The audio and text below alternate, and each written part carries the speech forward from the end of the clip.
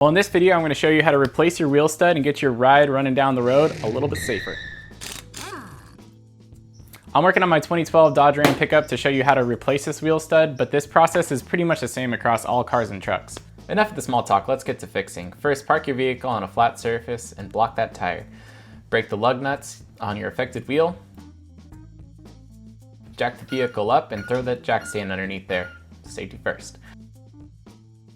Remove the remaining lug nuts and get your tire out of the way. Look at this nasty little stud not doing anything. Time to fix it. So first things first, to get to the wheel stud, we're gonna have to remove the rotor, but to remove the rotor, we need to remove the caliper. So there's a lot of videos on my channel on how to actually do these brakes. Pretty much calipers are held on by a couple bolts. You can press the pistons and you pull the caliper away. So let's do that.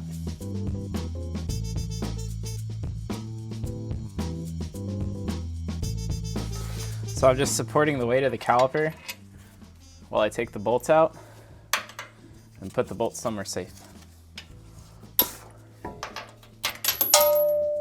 Whoops.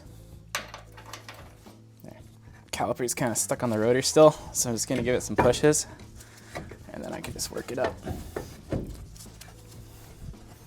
If I took the brake pads out, this would be a little easier, but we're going fast. All right. Caliper's out. It's a bit heavy, so I grabbed a zip tie and I'm just gonna zip tie it up to this A-arm to keep it out of the way.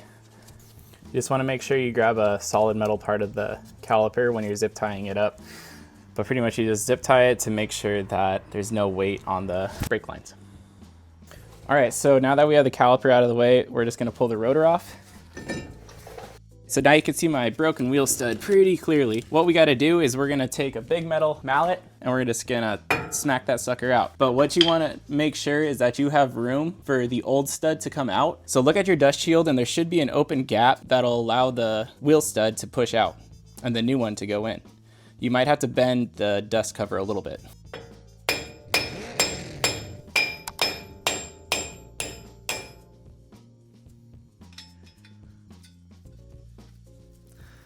That was pretty easy. Let's put the new one back in. All right, brand new wheel stud I just picked up at Napa. So I'm gonna put it in and this dust shield's a little bit in the way, so I gotta bend it down. I'm just gonna grab some pliers and bend it down. Once I get the wheel stud seated, I'm gonna bend it back up. Now we're going big.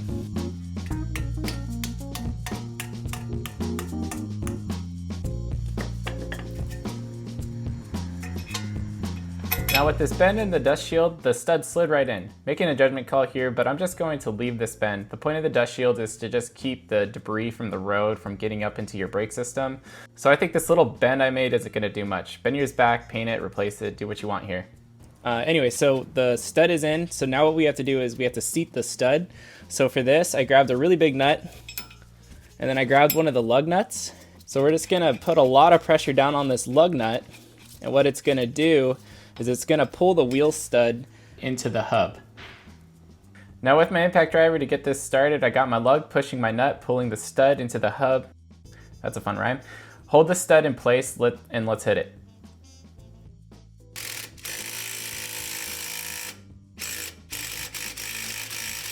That didn't do much, so I'm grabbing a breaker bar. I wouldn't get enough leverage on the breaker bar without twisting the hub. So what I concocted was a way to wedge a piece of metal right here to stop the spinning as I'm tightening down the lug. So we're gonna give that a try.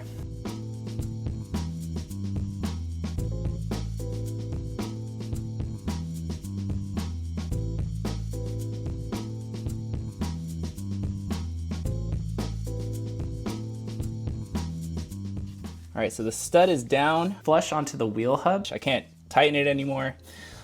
So what I'm gonna do now is I'm gonna pop this lug nut off.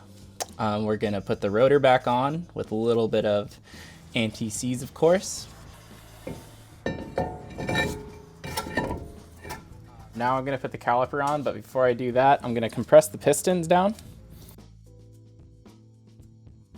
Okay, now let's put the caliper back on.